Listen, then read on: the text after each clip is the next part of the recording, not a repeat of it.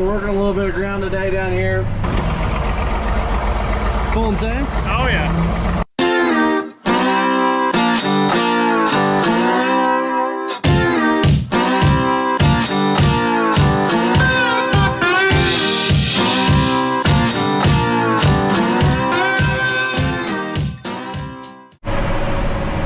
Well, we're working a little bit of ground today down here. As you can see, there's a little bit of weeds out there. We're trying to chop it all up. We don't really want to have too many weeds out here. It's a little bit wetter than what I usually like to be planting in, but or not planting in, working ground in, but it's all right. I mean, it ain't big softball size boulders or nothing. I mean, we're golf balls and a little bigger than that, so that ain't that bad. But Jimmy's over there working ground a little bit, and just kind of going away right here.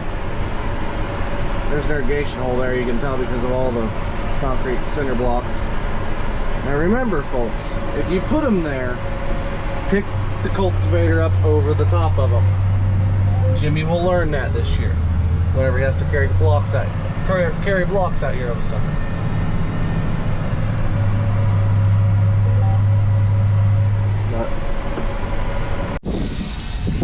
This thing needs washed, and so does that. Somebody stole my hitch too. I ain't found it. I'm not too happy about it, if you can only imagine, but it'll be alright. So anyways, I'm gonna go probably check on the anhydrous rig, see how it's doing, see how Steven's doing down there. Oh my, excuse me. And we're gonna come over here and we're gonna look at Thomas real quick. He's got the Oliver out.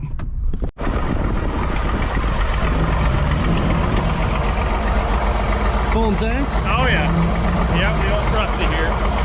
Is tires holding air now? Oh yeah. I put a bunch of slime in there. You did? Yeah. Pulling around and it's holding air for 3 days. How's it doing pulling that thing? Oh good. This will be the good test. Once I get these filled. That'll be fun. Oh yeah. Oh, you even got GoPro up there. You stole out my pickup, didn't you? Got our pickup. So we got a neat little new toy our dad did. That is a hammer, a hydraulic hammer for an excavator. Now, Dad might have basically stole it from the guy. I mean, he didn't steal it. I mean, we paid for it. But got a really extremely good deal on it. Yeah, that's the best way to put it. So, anyways, we're gonna run down there and look at Steven, see how he's doing.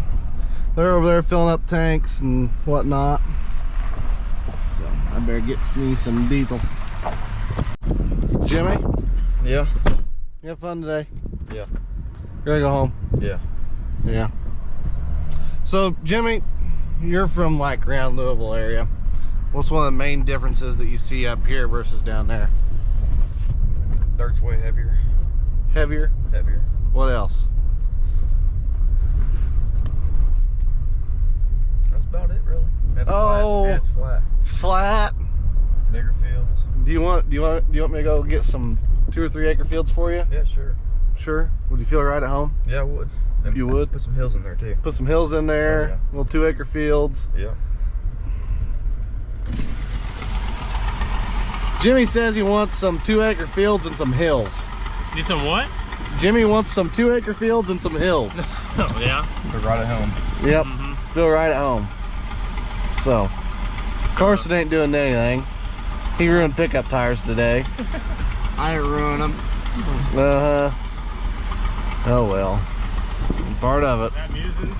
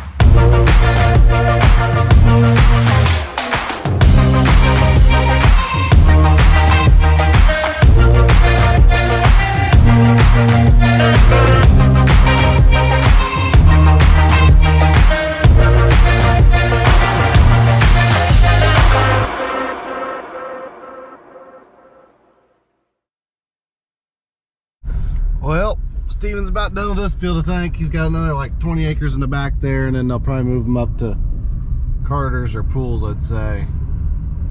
I don't know, he's got like 2 or 3 more fields down here to do, and yeah. But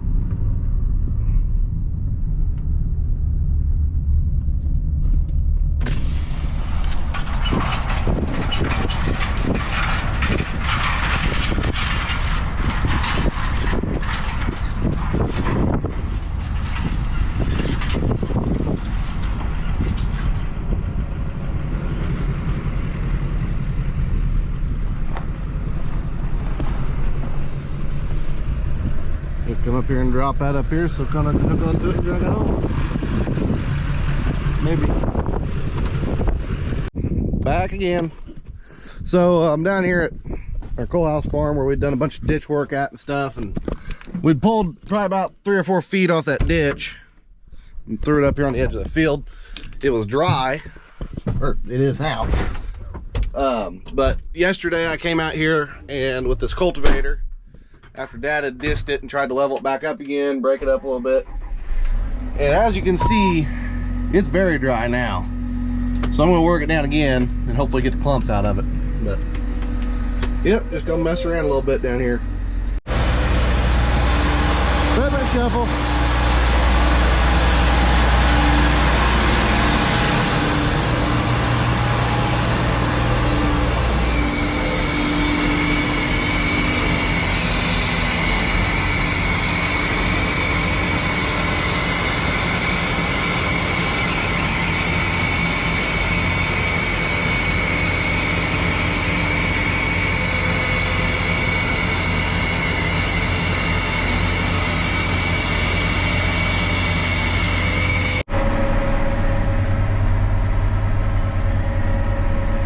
So it's kind of warm out here, or it has been at least, a little warm out this way. It's been like 60, 65, which is kind of odd for us around this time frame. So we've thought about planting a little bit, but we don't really know yet. We're gonna just get the planter home, look it over. We got some stuff to do to it anyways. It's gonna be another couple days before we're even ready to go.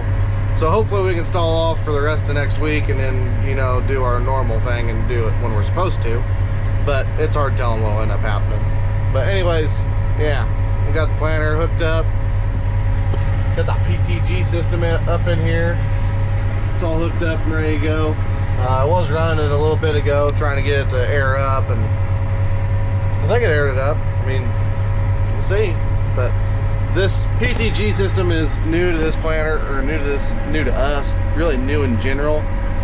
It airs up and deflates tires on both the planter and the tractor. So this PTG system should help to keep us from having to go to tracks, because, you know, we've got this bigger planter now. Well, the air pressure on the track or on the planter is so insane that you really can't, I don't know, it's a lot of compaction. Compaction is our issue. We've had some multiple issues with it in the past, and, you know, I've found places where we've had issues with it, and this system was relatively cheap compared to tracks. You can buy one track, just the rubber piece of it, for the price of this whole entire system. As weird as that sounds, I mean, it works. We've seen it. You can air up and down the tractor in the field, going across the field, driving down the road, whatever you need to do. It just makes it so much simpler, because we don't, with the amount of road miles that we travel, we don't want to switch to tracks. We don't want to have to put bulky wheels on all the time and all that stuff. It's just a headache. So that's what we ended up doing. We went with this PTG system. It should turn out to work better. This system will also eventually, I believe, be able to come on John Deere tractors from the factory. Now, I could be wrong on that, but yeah, this system here, pretty interesting, pretty slick.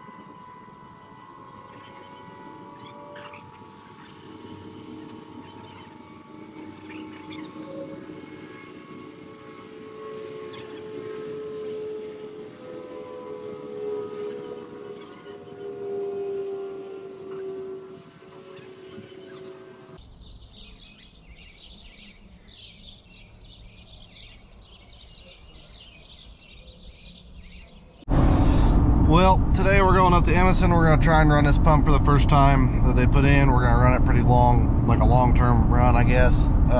We've ran it, I just spun it just to see what it'd do, pumped a little bit with it, not too crazy. Nothing like what we're going to try and do today. We're going to try and run the pump for probably about 2 to 3 hours. We're going to see what it does, see if it surges, make sure that whenever it gets low enough that the pump does shut off like what it's supposed to. Now the problem with it shutting off is whenever it shuts off, it will not run again for another 30 minutes. So that is something that we gotta be careful about. We can trick the timer, but you don't want to. You want to let the water flow back up into it, whatnot, so it doesn't mess anything up. But anyways, that's the plan for today. We're gonna go up there, we're gonna try and run this pump. Yeah. Anyways, I hope you guys liked the view of the eclipse. We've seen that yesterday. It went like right through our town. Apparently us in 100 towns was supposed to have 100,000 people, and we never seen any of them, so it is what it is. Today is about the busiest day that we've had since on the highways and stuff since last Thursday. They scared everybody into their homes and nobody left is what happened.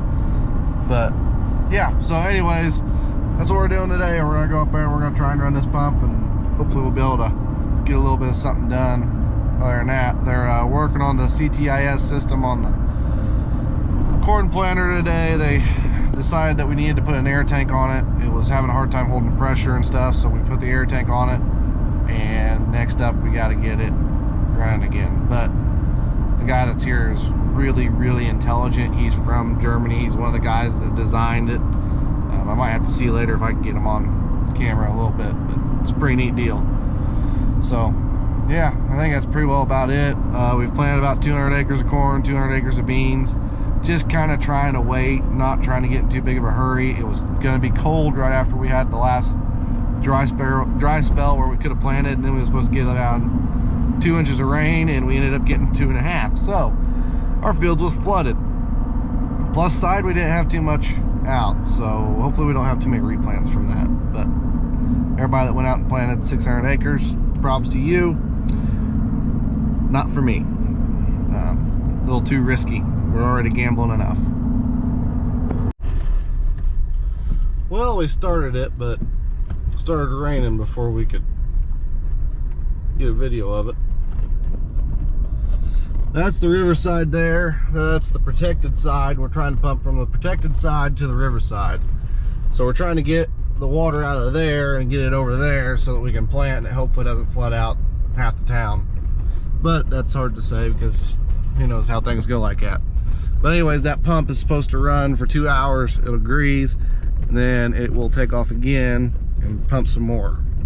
Or, well, it should stay running, pumping, but the grease has to run too. So I'm gonna come back in about probably 3 hours, so about 6 or 7. I'll come back up here before I go to my buddies tonight, and then yeah, hopefully it'll be running.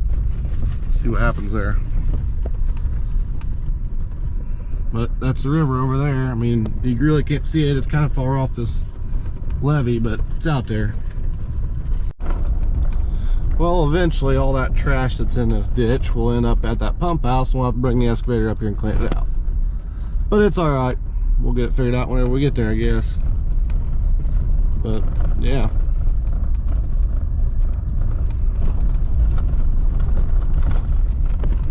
Part of it, farming in river bottoms.